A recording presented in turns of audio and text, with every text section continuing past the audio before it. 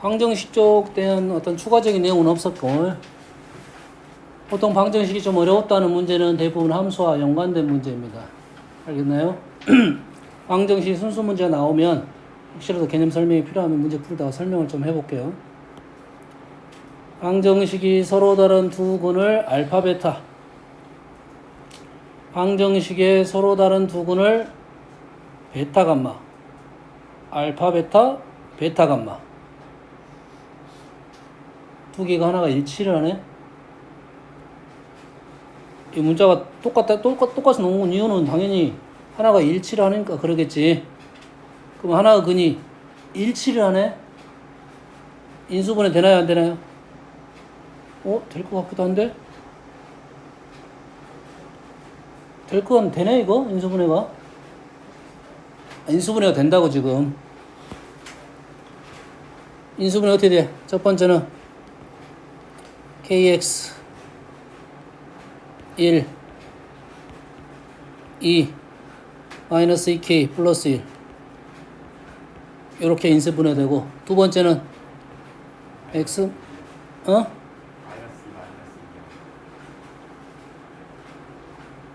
다시 말해주세요.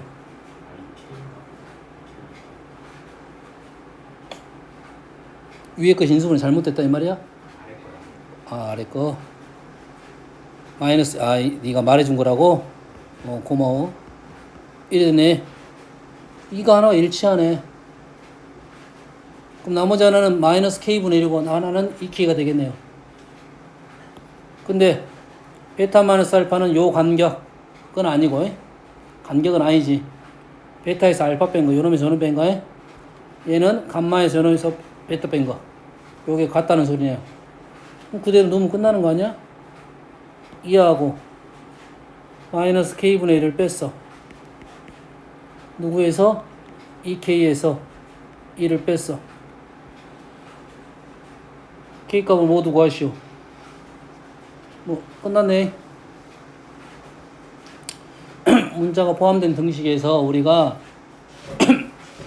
인수분해 되는 문제는 사실 큰 문제가 되는 건 아닙니다. 근데 이 문제가 이제 인수분해가 안 됐을 때가 조금 얘기거리가 될 수는 있어. 인수분해가 안 됐을 때, 인수분해 안 되면 어떻게 볼까요? 인수분해 안 되면, 인수분해 안 되는데 두 개가 근이 일치를 하잖아. 이 두 개의 방정식이 공통근을 갖고 있는 거야. 두 개가 공통근을 갖고 있으면 우리가 할 수 있는 작업이 뭡니까? 뭐라고? 공통근을 갖는다고.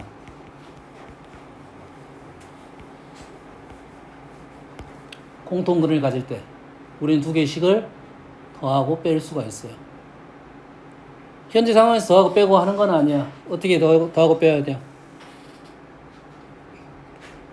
여기는 kx제곱이니까 여기에다가 k를 곱해가지고 빼는 겁니다. 이 문제는 인수분해 되니까 굳이 이렇게 풀 필요까지는 없잖아요. 보면서 풀자. 두 개의 근을 보면서 봤더니 베타도 확실하잖아. 베타가 불확실했으면 누가 베타일지를 생각하면서 풀었을 거고, 이 문제 같은 경우는 어쩐다고? 위의 식에서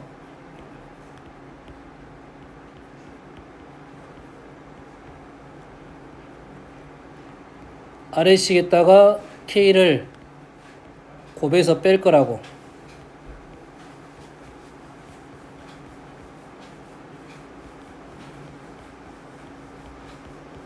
이런다고요. 그럼 여기에 뭐가 나와? 이제 2차가 사라지고 1차만 나오니까 그 1차를 통해서 k값을 알아낼 수도 있고 공통근을 알아낼 수도 있어요. 한번 해볼까? 얘 더하기 하면 뭡니까? 2k 4k 제곱 플러스 1. 2k죠? 4k가 아니라 플러스 2k 제곱 플러스 1x. 밑에 식은 빼기니까 마이너스 2로 묶어내면 2k 제곱 마이너스 1은요. 플러스 1인가요? 플러스. 그러면 2k제곱 플러스 1은 0이 될 수가 없으니까 나눠도 관계는 없겠네요. 이렇게 되네요. 공통분이 등장을 한 거야. 이 문제는 인수분해 되니까 이렇게 풀 필요까지는 없고 그냥 인수분해 안 됐을 때 두 개의 식을 뜬다고 더하고 빼볼 수 있는데 식이 좀 더 간단해지기 위해서 여기다가 k를 곱해서 뺀다는 겁니다. 그러면 공통근이 등장을 했네요. 중요한 사실이에요. 공통분이 있을 때 우리가 할 수 있는 하나의 방법론이 되겠습니다. 알겠죠? 다음 5번. 자, 5번 내용을 봤더니 가우스가 있어요. 가우스가 있는데 뭐가 있냐면 범위가 주어졌어.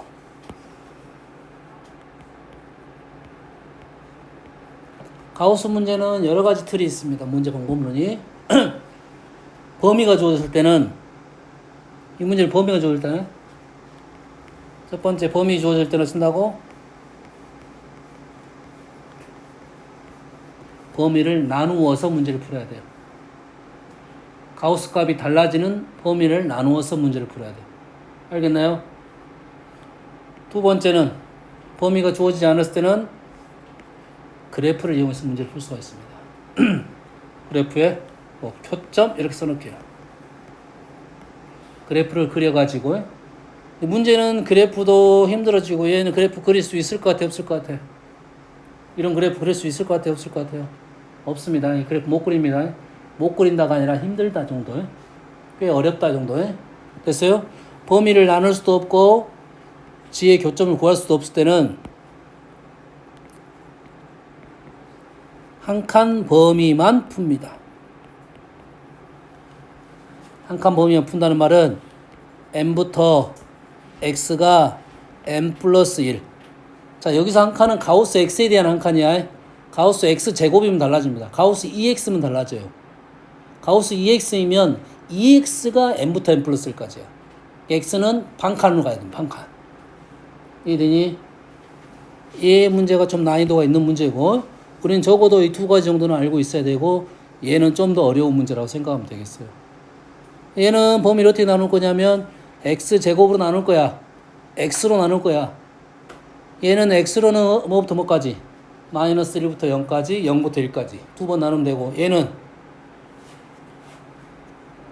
1로면 1밖에 안 되지. 얘도 마찬가지로 나눌 수가 있겠네요. 문제는 2였으면 문제가 좀 더 달라지겠죠. 범위가 이게 아니라 이거 있으면 달라지겠죠. 얘는 0부터 1까지, 1부터 2까지.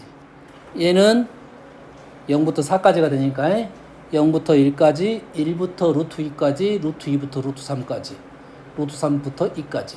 총 4개로 나누어서 문제를 풀어야 돼. 뭔 말인지 알겠나요? 얘는 어떻게 나누면 된다고? 2개만 나누면 돼.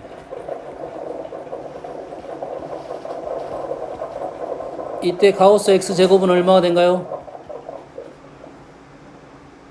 0이 되는 거죠. 이때는 가우스 x는 얼마가 되는 거죠? 마이너스 1. 이때 가우스 x제곱 뭐가 되는 거죠?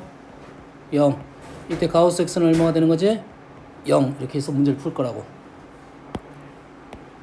됐죠? 범위를 나눠서 본다. 이 정도로 마무리할 수 있겠네요. 다음 9번.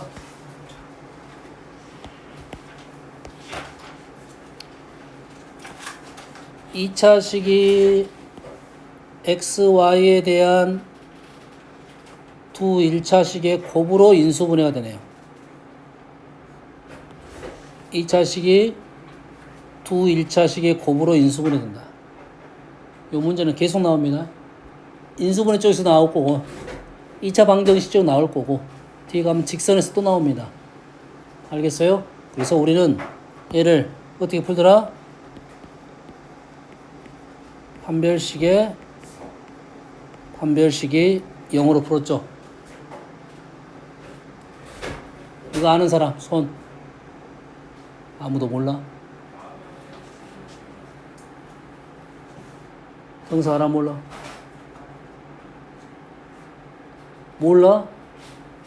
이거 알아 몰라 설명해 주려고 그래. 모르면 설명해 줘야지. 성태 몰라. 이런 태경 태경이 아니야? 태영이냐? 알아 몰라? 몰라. 안타깝네. 설명할게. 잘 봐. 이 문제는 단순한 틀이야. 틀. 문장이 단순하다고.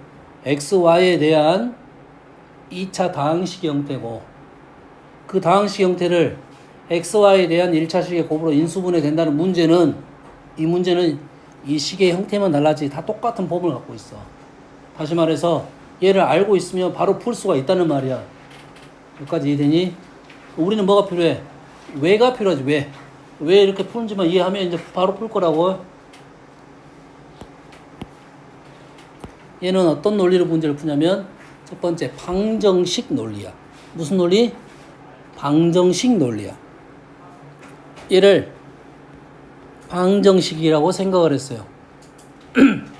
얘를 방정식이라고 생각했어. 그러면 얘를 x, y 문자가 두 개 있을 때는 우리는 x, y 둘 다 보지 않고 많이 풀었지. 하나만 보고 풀었잖아. 그럼 얘를 x에 관한 2차 방정식이라 생각할 수 있겠지. 얘가 뭐라고? x에 대한 2차 방정식이라고 생각하고 풀면 된다고. 자, 이 문제는 다음에 절대 틀리면 안 돼. 혹시라도 이유를 잘 기억이 못하면 이 문제를 이렇게 풀더라 이 정도는 기억하고 있어야 돼요. 문제집마다 나오는 문제야. 모든 문제집에 다 나와 있어. 모르면 안 된다는 소리야. 얘를 1차 방 x에 대한 2차 방정식이라 생각을 하게 되면 얘를 어떻게 해서 이제 얘를 풀겠지. x에 대한 2차 방정식 풀겠잖아. 푸는 방법은 몇 가지가 있어? 두 가지가 있습니다. 하나는 인수분해고 하나는 근해 공식이야.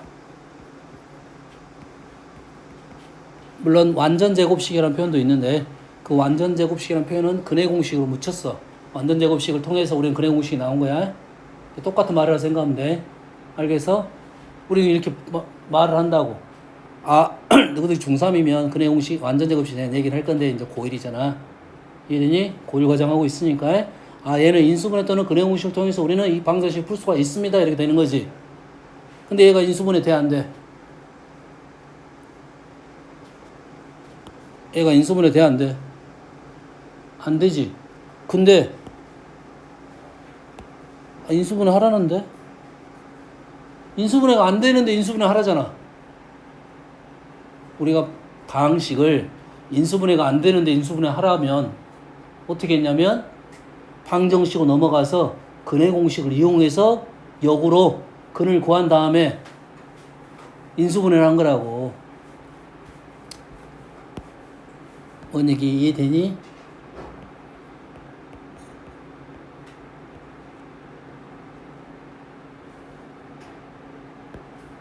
뭐 이 정도로 설명해 줄게요. 얘 인수분해 하라면 인수분해 하라 한단 말이야. 안 되는데 이렇게 나온단 말이지. 그래서 항상 인수분해가 안 된다는 말은 어떤 거냐면 우리는 인수분해는 어떤 범위에서 주로 하냐면 유리수 범위에서만 한다고. 우리가 일반적으로 인수분해는 어떤 범위? 유리수 범위에서 한다고. 그러면 그 이상을 인수분해 하라고 하면 당연히 설명을 해줄 거야. 실수 범위에서 하라고 복소수 범위에서 하라고 말을 해준단 말이야. 얘를 실수 범위에 대해서 인수분해 하시오. 복소수 범위에 대해서 인수분해 하시오. 이렇게 나온다고. 엄마는 알겠니? 그러면 뭘 이용할 거라고? 방정식 논리를 이용할 거라고. 방정식을 통해서 얘를 근을 이렇게 구할 수가 있겠지.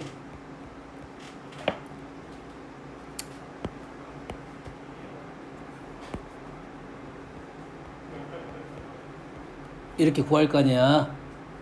그러면 식을 어떻게 써? x 마이너스에 마이너스 1 플러스 루트 2 x 마이너스에 마이너스 1 요렇게 해서 인수분해 한다고. 이해됩니까? 이해돼?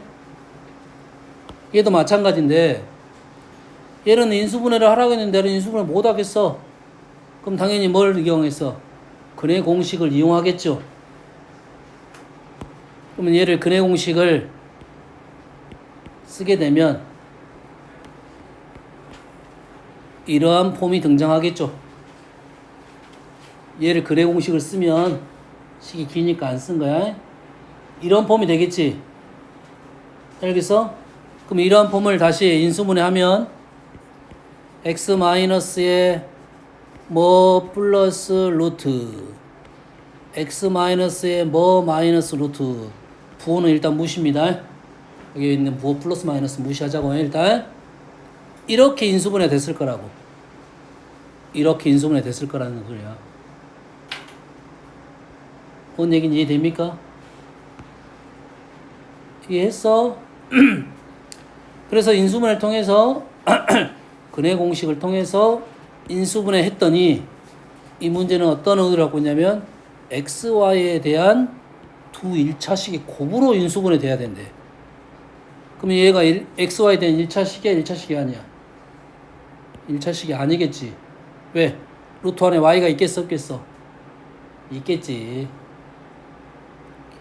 루트 y가 된다고. 그럼 이게 1차식이 아닌 거라고. 일단 루트가 있으면 차수가 없습니다. 루트는 차수가 아니야.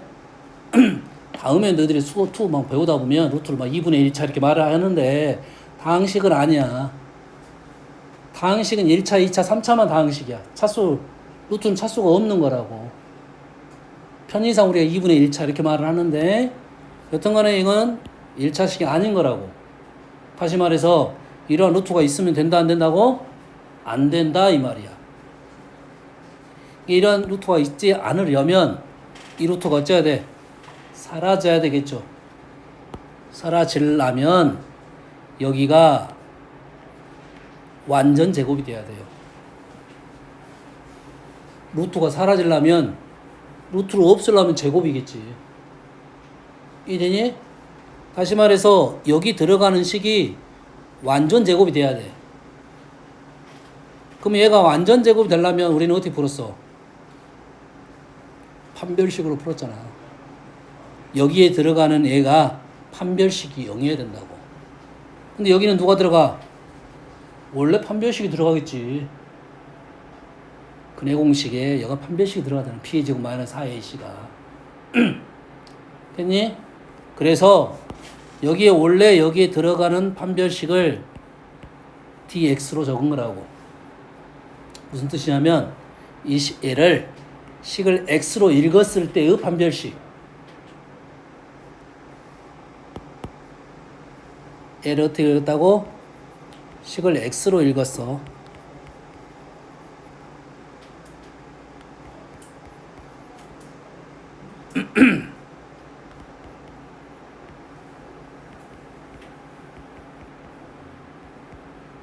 이렇게 읽었다고.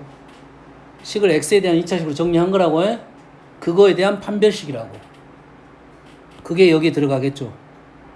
그럼 여기는 당연히 뭘로 표현되겠니? 여기에는 개수 y로 표현되겠지.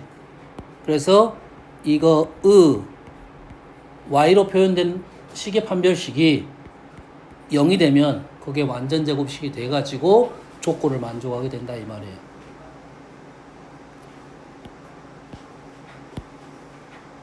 이해되니? 일부 책에서는 쌤은 x, y로 표현했는데 그게 표현이 안 되는 경우도 있어요. t 다시 이렇게 표현되는 책도 있어요. 그거는 어떤 의미인지만 잘 이해를 하면 되니까요. 자, dx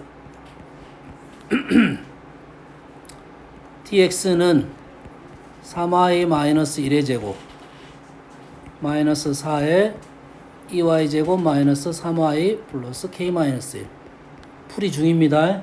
풀이 중이야. 8 없어지고 y 제곱 6 없어지고 6y 1 4 5 마이너스 4k 이렇게 됐을 거라고. 이 루트 안에 이 식이 들어갔을 거라고. 됐니? 근데 얘가 뭐가 돼야 돼? 완전 제곱식이 돼야 되니까 얘가 뭐가 되면 되는 거야? 9가 되면 되는 거네. 판별식 써야 되는데요. 완전 제곱식이 보이니까 이게 9라고 쓴 거라고. 똑같은 말입니다. 그러면 요놈의 판별식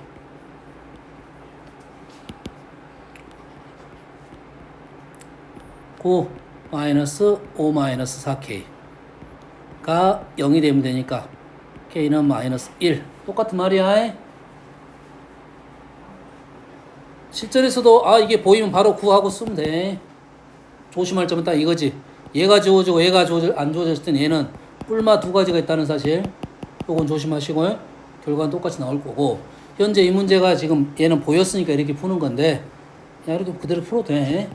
그래서 얘 판별식이 0이라는 것이 왜 그런지에 대한 연습이 너희들은 필요하다 이 말이야. 정확하게 이해하시고 쓰면 되겠습니다. 이제는 뭐 선생님이 설명이 길었는데 이 문장이 나오면 바로 기억해서 푸는 거라고.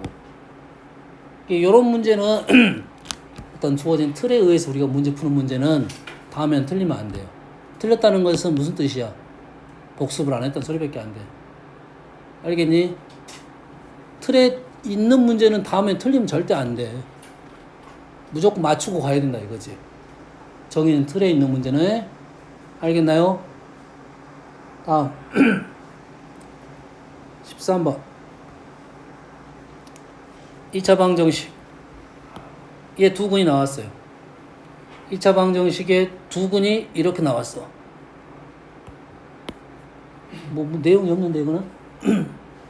뭐 특별한 내용이 없어요? 뭐 하자는 소리야? 두 근 나왔으니까 근각에서 한 게 두 개 적고 식 두 근 나왔으니까 근각에서 한 게 두 개 적고 총 4개인데 알파, 베타, PQ가 나왔으니까 연립방정식을 풀어라 이 말이에요. 이해되니? 그래서 딱 하나 이 질문에 의도가 있을 수는 있어. 연립방정식을 굳이 알파, 베타, PQ 다 구하지 않고 시간에 P 플러스 Q가 등장할 수도 있다. 요 정도의 내용은 없습니다. 이해됩니까? 거기다 베낄게요. 누가 질문했어? 손을 안 들어. 누가 질문한 사람 물어보려는 거야. 왜냐면 질문의 의도가 두 가지가 있을 수 있어. 이 문제 선생님이 봤을 때는 그냥 연산하면 나올 것 같은데 그것까지 노력을 안 했던지 나는 연산을 해봤는데 연산이 어려울 수도 있잖아. 역수가 있으니까 그렇게 어렵게 보이진 않아. 근데 나한테는 어려웠었잖아. 본인한테.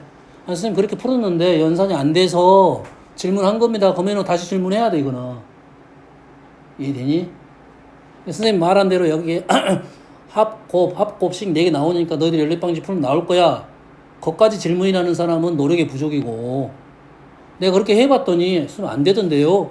그럼 그렇게 질문 다시 해야 된다고. 그럼 다시 질문이 될 수가 있는 거야 그거는. 왜? 연산이 안 되는 문제니까. 그럼 연산에 기술이 필요한 거잖아. 그럼 질문이 될 수가 있는 거라고. 이해되니? 이해됐어? 너희들이 그냥 막 질문이 될 수 있는 것과 될 수 있지 않은 것의 구분 자체를 못하니까 너희들 실력이 잘 안 느는 거야. 그거를 정확하게 구분할 수 있는 사람이 실력이 좋은 거야. 이건 질문이 되겠다 안 되겠다. 내가 노력이 부족해서 질문을 해야겠다. 이거는 질문이 아니잖아. 시간 투자만 하면 돼. 알겠니? 근데 얘는 내가 이 문제가 도대체 어떻게 되는지 모르겠다. 그러니까 그런 건 질문이 될 수가 있어. 그럼 선생님이 이렇게 하면 되잖아. 그럼 알아먹으면 넘어가는 거고. 이해되니? 해석이 복잡한 문제 선생님이 설명이 길 거 아니야. 그럴 거 아니야. 그럼 복습을 해가지고 자기 걸로 만들면 되는 거라고.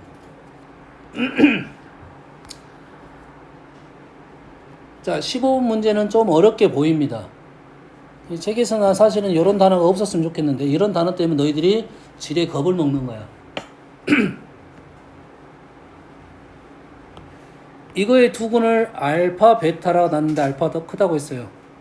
자연수 n에 대하여 fn을 새로운 식을 줬네요. 두 근이 있는데 두 근에다가 알파 제곱 아니 n제곱을 했어. 인수분해가 안 되는 수야. 그럼 당연히 얘는 시근이야 허근이야? 얘 시근이야 허근이야?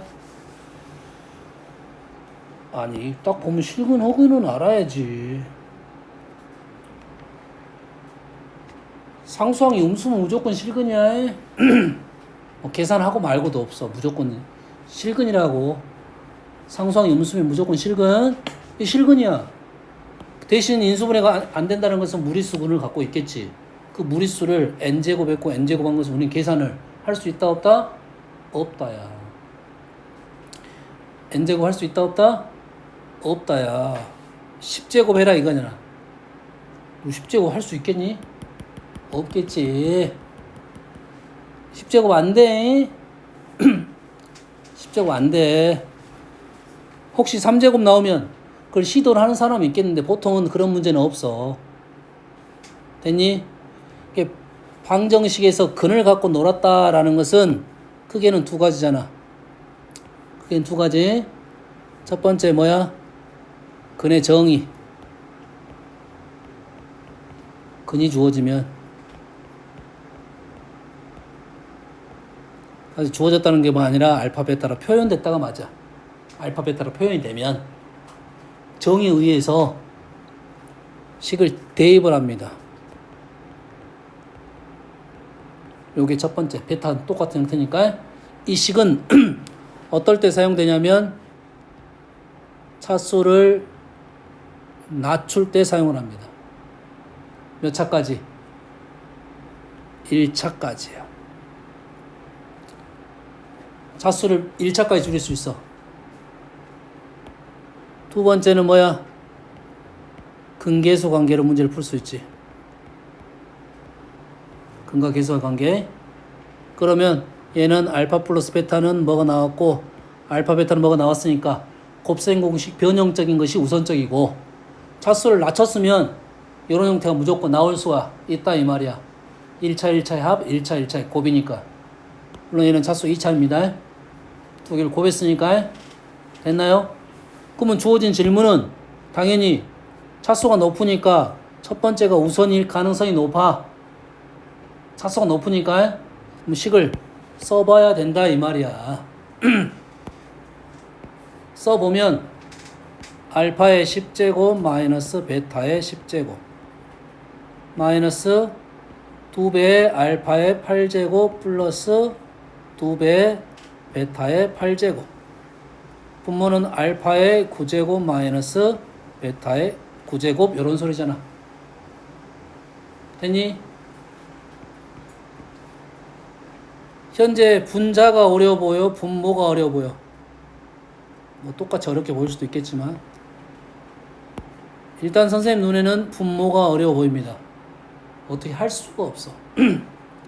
얘를 알파 9제곱 마이너스 베타 9제곱을 어떻게 건들 수가 없는 거라고. 얘는 차수가 2차식이잖아. 9차까지 올라갈 수가 없습니다. 분모는 어려운 식이야.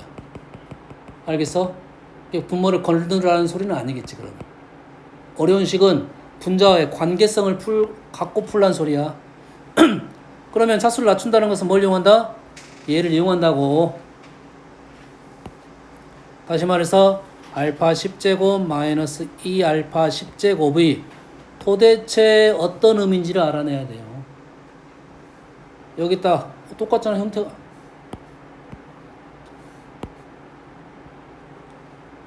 형태가 비슷하잖아요. 적어놓고 가는 거지. 여기다 뭘 곱해? 알파 8제곱을 곱하면 얘가 뭐가 되는 거야? 4알파 9제곱이 되는 거죠. 보이니?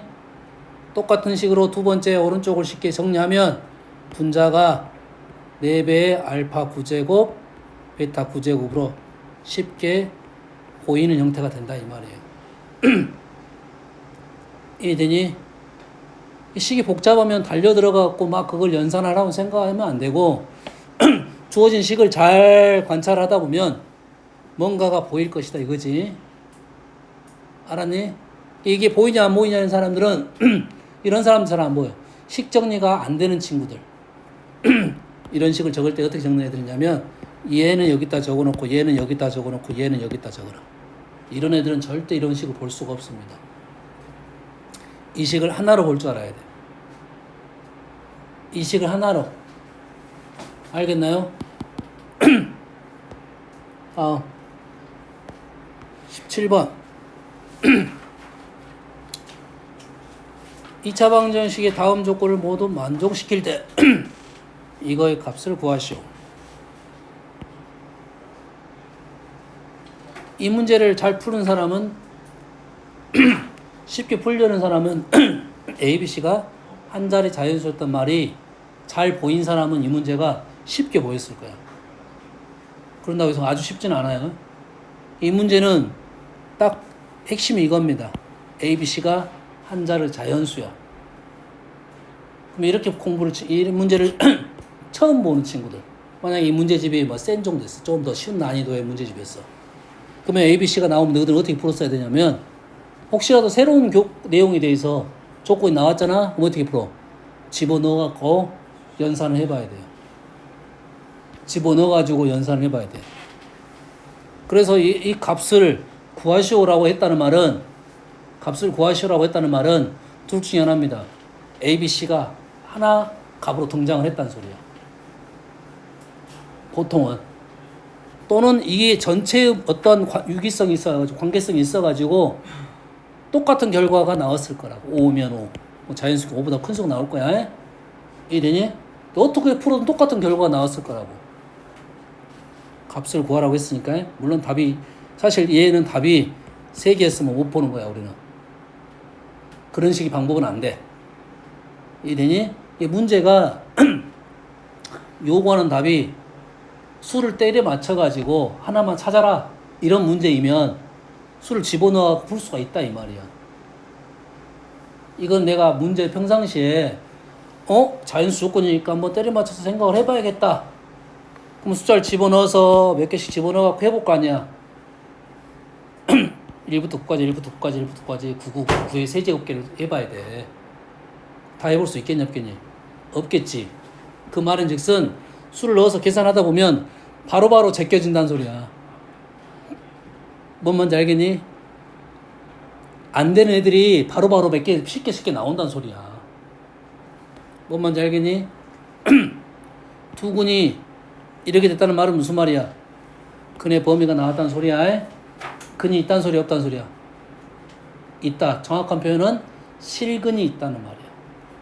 실근이 있었으니까 당연히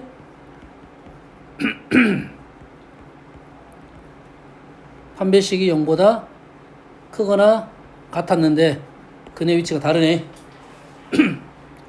요식을 넣고, 그러면은 너희들이 여기까지만 판단했다면 요 조건을 만족시키는 수를 집어넣어가면서 답을 찾을 수가 있다, 이 말이에요. 알겠나요? 이거는 우리가 문제를 처음 다가가는 하나의 방법론이야. 이걸 먼저 생각하면 안 돼.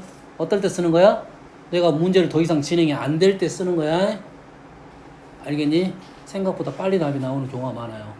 자연수니까. 이해됐어? 다시 쌤은 이 첫 번째 가조건을 보면서 이러한 생각을 하자라고 얘기를 한 거고, 이 문제는 중요한 것은 이 나조건입니다. 방정식이 주어졌는데 식이 정확하게 나오지 않았어. 근데 뭐가 나왔어? 근의 범위가 등장했습니다. 방정식이 정확하게 나오지 않았어. 근데 근의 범위가 나왔다는 말은 무조건이야. 그래프를 그려라 라는 소리야. 다시 방정식, 부등식에서 근의 범위가 나왔다는 소리는 그래프를 그려가면서 생각을 해봐라, 이런 소리야. 알겠습니까? 그래서 그래프를 그렸습니다.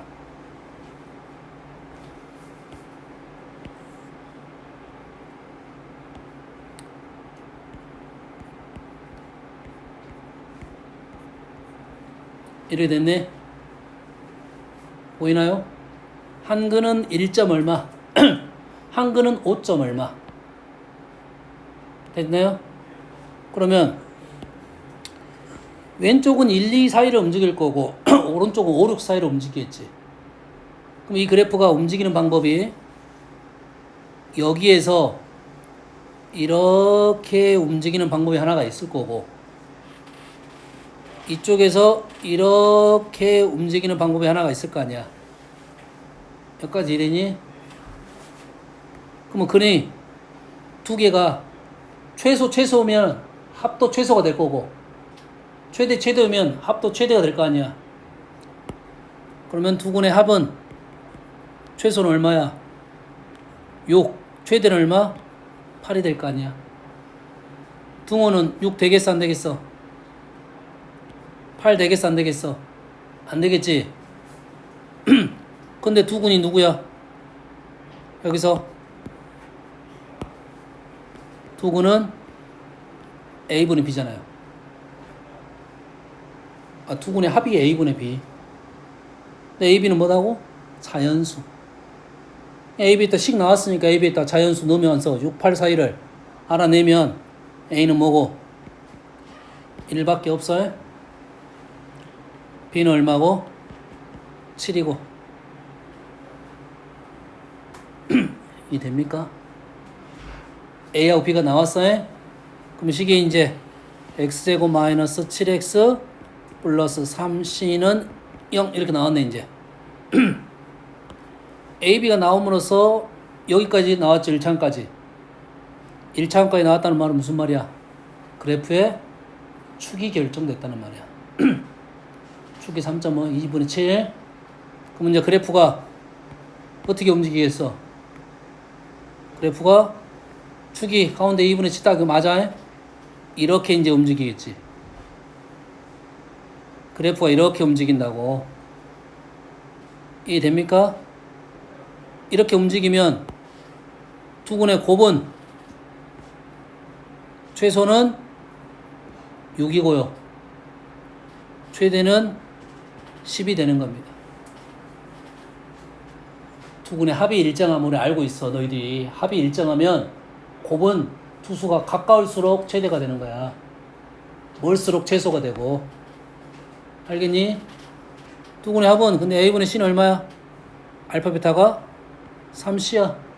결론적으로 C는 3. 많이 어려운 문제가 아닌데 이 문제가 어렵게 느껴지는 이유는 뭐냐면 그래프를 이용하지 않고 방정식적 특징만 갖고 문제를 풀면 이 문제가 답답해지는 거야. 못 푼다는 아니야. 그래프를 이용해서 풀면 훨씬 더 쉽게 보인다 이런 소리야. 이해되신가요? 여기에 그래서 자연수 조건이 들어있는 거라. 다음 5번 7번부터 가고 자 2차 방정식에 두근 알파 베타가 있는데 아까 설명했던 거네. 두 근을 알파 베타로 표현됐을 때 얘는 몇 차식이야? 3차식이지. 차수를 낮추라고 했지. 누굴 이용해서? 알파 제곱 플러스 2알파 마이너스 2는 0을 통해서 차수를 1차까지 낮춰야 된다고. 넘기면 얘는 2알파가 되네요. 보이나요? 보여? 그럼 끝났네. 왼쪽은 알파 마이너스 1, 오른쪽은 베타 마이너스 1. 그 다음에는 근각에서 관계.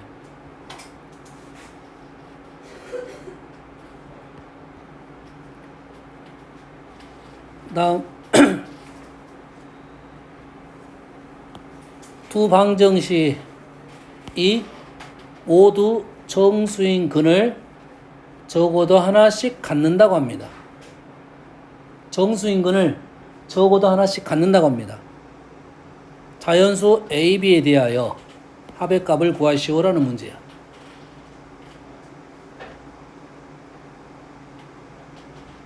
A, B는 뭐고? 자연수고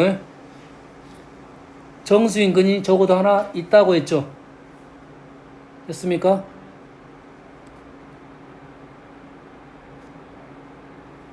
정수인 근을 적어도 하나씩 갖고 있고 자연수 A, B를 구하라 했어요. 그럼 얘는 정수근을 갖고 있고 얘도 정수의 근을 갖고 있죠. 공통근이 아니야. 그냥 정수근. 첫 번째도 정수근 갖고 있고 뭐 2면 2, 오른쪽은 뭐 마이너스 5면 5 이렇게 갖고 있다고. 알겠습니까? 현재 A, B는 뭐고? 자연수고. 자연수고. 그러면 왼쪽 정수근을 알파라고 놓으면 A 알파 제곱 마이너스 32 알파 플러스 16은 0이죠. 여기서 A는 뭐고? A는 자연수고, 알파는 뭐고? 정수고. 이런 말은 당연히 어려울 수밖에 없어요. 그래서 이거는 정수 자연수에 대한 센스적인 부분이야. 평상시 이런 문제가 접근했을 때 문제를 막 달려들어서 푸는 게 아니야. 관찰을 좀 하면서 식을 어떻게 변화시키면 정수 자연수 성질을 잘 이용할 것인지 거기까지만 하는 거야. 정수 자연수는 식을 갖고 계속 정리하는 것은 없어. 왜? 결론이 안 납니다. 정수 자연수 집어넣기 전까지는 결론이 안 나. 왜냐면 문자가 더 많거든. 문자가 뭐 있어? 여기서 A, 여기서 B 있지. 여기다가 알파근 있고 베타근 있어. 문자가 총 4개야. 우리가 생각할 수 있는 식은 몇 개 없는데, 식은 2개밖에 없는데, 알겠나요? 그럼 집어넣지 않고는 풀 수가 없어. 에? 대신 집어넣을 때 좀만 생각을 하고 집어넣자 이 말이야. 여기서 A는 자연수, 알파는 정수. 됐니? 그러면 얘는 양수, 얘는 양수, 얘는 뭐 해야 돼? 0이 되려면 음수해야겠지. 얘가 음수려면 알파는 양수해야겠지. 정수적인 생각이. 정수하고 자연수적 생각. 양수, 음수. 여기까지 됐니? 이해됐어? 두 번째, 잘 봐. 이제 그 생각을 했으니까, 아, 알파는 양수라는 생각을 했어. 두 번째, A 알파는 16, E 알파 마이너스 1 나는 이렇게 바꿔놨어. 정수에 대한 특징. 정수를 집어넣을 때는 곱하기 형태로 집어넣는다. 가 우리의 부정방정식에서 많이 쓰이는 겁니다. 여기서 이제 관찰을 잘하면 16으로 묶어낸 이유는 16 얘를 곱하기 형태로 바꾸기 위해서 만들어낸 거야. 됐어? 그 다음에 정수 관찰. 얘는 뭐야? 홀수입니다. 얘는 뭐야? 홀수에 홀수. 얘는 16이야. 얘는 뭐야? 알파 제곱이 되겠지. 알파 제곱. 만약 알파가 홀수였으면 이 16이라는 수는 누가 가져갈 거야? A가 다 가져갈 거야. 그러면 A가 될 수 있는 수는 16 그 이상이 되겠지. 16 이상이 될까? 홀수. 홀수 제곱은 홀수가 될 수 있나? 될 수 있지. 3, 3, 9, 5, 25. 될 수는 있잖아. 얘는 뭐라고? 홀수야. 그러면 알파는 뭐겠어? 알파 홀수라 했지. 자, 얘가 홀수야. 그럼 알파는 뭐라고? 홀수. 알파는 홀수에 여기까지 되니? 그럼 A는 뭐가 돼? 16이 돼야 된다고. 16 이상. 다시. 홀수니까 A는 무조건 16을 갖고 있으면서 16 곱하기 홀수가 될 거라고. 홀수는 홀수 곱하기밖에 안 나오니까. 여기까지 됩니까? 이해됐어? 그래서 그 생각을 하면서 여기다 집어넣을 수는 있어. 일설. 그러면 얘가 16이야. 여기다 16. 여기다가 16 집어넣었어. 이렇게 없앨 수 있겠지. 16이 홀수야. 그러면서 알파 제곱하고 2알파 마이너스 1은 알파 제곱하고 2알파 마이너스 1이 같을 수 있나요?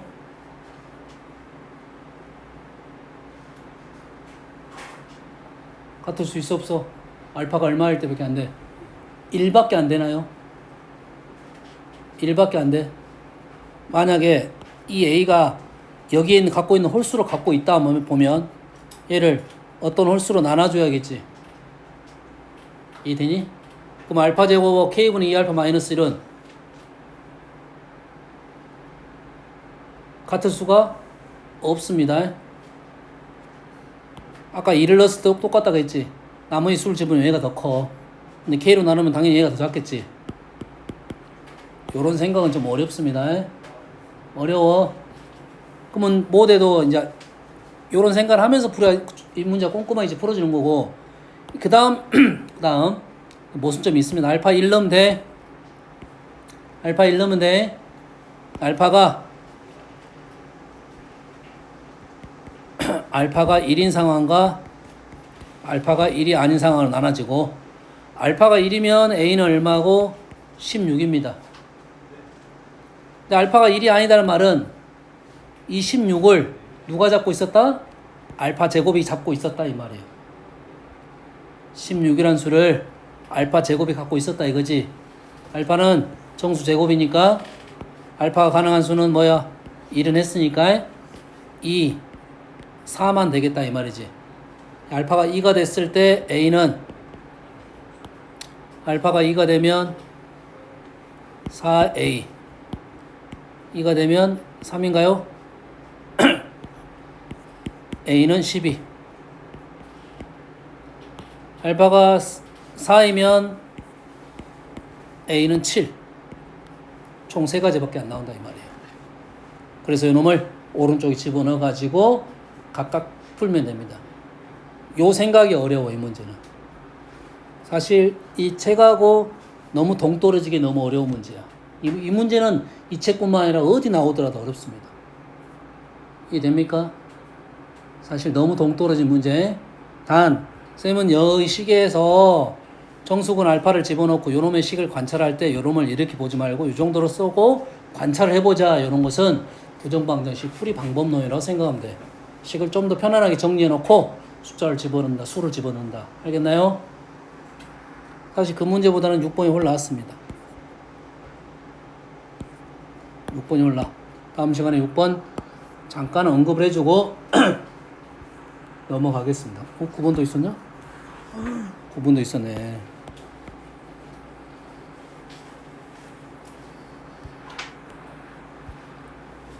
9번은 느낌상은 안 할 것 같아. 다음 시간에 설명을 할게. 자, 오늘은 여기까지 하고 숙제는 다음 한 단원 되겠습니다. 뒤에 어려운 문제 많은데 이거 뭐야? 생각보다 어려운 문제 많은데?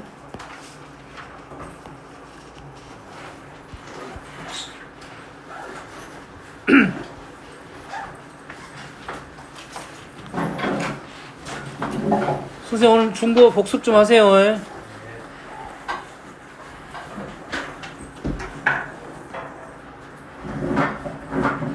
뭐야 19번이 어디 있어? 아 원이 아니고 2지.